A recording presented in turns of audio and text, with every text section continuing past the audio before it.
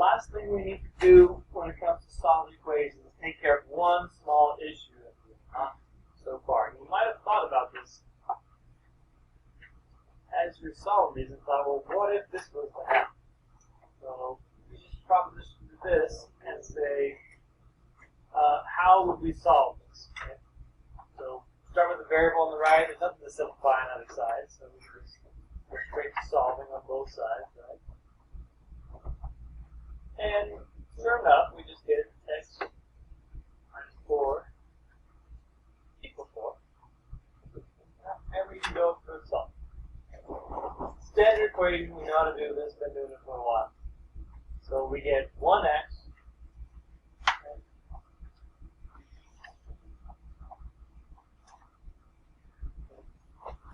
equals 8. And we have our answer. We're done. Okay. So the whole point or the whole goal of solving equations is to get a 1x,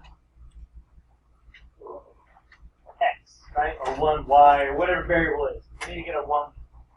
Or sometimes we get like a 2x, then we can do one more step and just divide, and that gives us a 1x. So in any case, you're trying to get a 1x. Now the question comes up eventually is, what happens if you can't get a 1x? No matter what you do. I'll give you a situation where that happens. Take a similar equation, but instead of having an x right here, change that to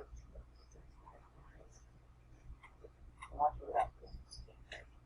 2x plus 4 equals 2x minus 4. And we go through and try to solve doing normal steps. Of course, we always want to get the variable on the right to cancel out. But we have to do the same thing on both sides. And here's the anomaly that you haven't seen before. What if the variable actually equals 0 on both sides? So we have 0x, 0x. So there's no variables left over. On the left-hand side, we have 4, positive 4. And the right-hand side, we have negative 4. There's no x equals, there's no variable left over. So this is the example, this is the type of problem that we haven't talked about. Up to this point, everything has been solvable. You always have a variable at the end because of how are you going to get an answer if you don't have a variable. You have 1x to get an answer. So what do we say in this case? The name of the worksheet kind of gives it away. Okay. But another way of looking at it, let's do a check on this. This means 2 times some number plus 4, right? And this means 2 times the same number minus 4. When can you take, or what number can you double, add 4 to it, and the same number, you can double it, subtract 4 from it, and they end up being the exact same answer? 5.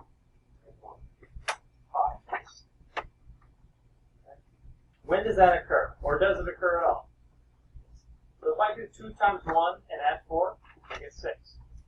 If I do 2 times 1 and subtract 4, I get negative 2. So obviously 1's not a solution because you do a check and it doesn't work. Right? Will this ever work for any number? What if I change this to 10? 2 times 10 plus 4? Is that ever going to be the same as 2 times 10 minus 4? No. Is there any number that works? What about 0? 2 times 0 plus 4 and 2 times 0 minus 4. Will we ever get the same number? Yeah, you can go through a whole bunch of these and realize, yeah, there is no solution. No matter what number is plugged in here, there is no answer. And you can kind of see that from right here. If there's no variables left over, and you have something like this that's not true, like 4 is equal to negative 4, 4 is not equal to 4, right? Or negative 4. So when you have this situation with no variables left over, and you get something at the end that just doesn't make sense, like it's trying to tell you 4 is equal to negative 4, it's not true. And say if it's no equal, it's no solution. No equals, no solution. You cannot solve this problem. There's no number that you can choose that will give you a single answer. Now there's also the counterpart to it. So on this side, I'll show you this. What if I have this? Right? I just changed the minus here to a plus. And I go in, solve this same method, same step, just subtract 2x. Same result, both variables are 0, so there's no more variables, but now we have 4 equals 4. Now this looks like the end of a check. That's what happens when you have an end of a check when you have a solution, right? You get 4 equals 4, 0 equals 0, whatever it is. But when you have answers, it does check out. So if you do get something that's true, the same number on both sides, okay, and there's no variables involved, that's the other part, where you have infinite solutions. Basically, you said the x's, the variables, do not matter in this equation. Meaning, no matter what the variables are, they cancel out, and you're going to be left with something that's true, something that will check out, like we're given a check no matter what. The variables have no bearing on that. And here's the way to check. Unlike the no solution, you can actually check it all. And you can't do it thoroughly, but we can do it a little bit. So I'm just going to pick a random number. If every single number is an answer, I can pick any number out of the top of my head and that should work. And if you plug that in, 2 times 1 plus 4, obviously it's going to be the same thing on the other side. 2 times 1 plus 4 plus 4. And no matter what number I pick, it will always be the same number on both sides. I can change this to 2. I can change it to 5. I can change it to -4 to 7. It doesn't matter. I'm going to get the same number on both sides every single time for every single number. So I can pick 2 different numbers, and of course they will check out. And for these purposes, if you have an infinite solution, go ahead and do 2 checks. Just pick 2 numbers at random and show they're both answers. And that'll let you know, okay, that's an infinite solution. If you have 2, there's other equations where you can have only 2, but with these, if you have 2, you're going to have an infinite solution. So let's just take a look at the beginning, walking through a few so you have some examples.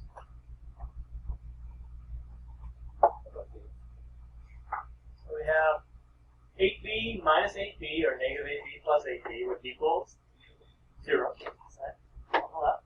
We make that to 0 on the right. And is this true or false? True. Yeah, it's like a check, right? So just to verify, it's going to be. So our guess at this point is that it's infinite solution. We want to write this out. This is the answer.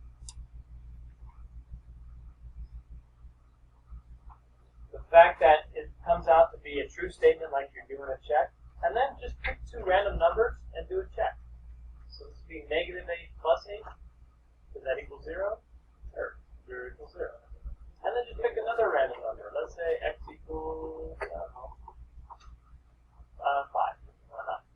So 8 times 5, or negative 8 times 5 is negative 45. 8 times 5 is 45. So you can see, we have two answers, different numbers, and they both give us a true statement. So yeah, we know this is an infinite. We pick 2 numbers at random, they're solutions. It probably means you can pick any number in the board. It doesn't have to be those 2. These are just random, completely random numbers I pick. Pick some easy ones. Don't pick like negative 4, 7. Just pick 1 or 0 or something. Okay.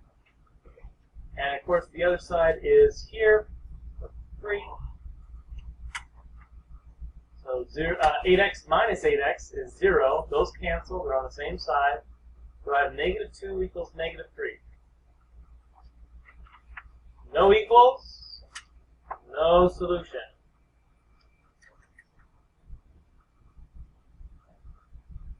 So you'll go through the paper side here.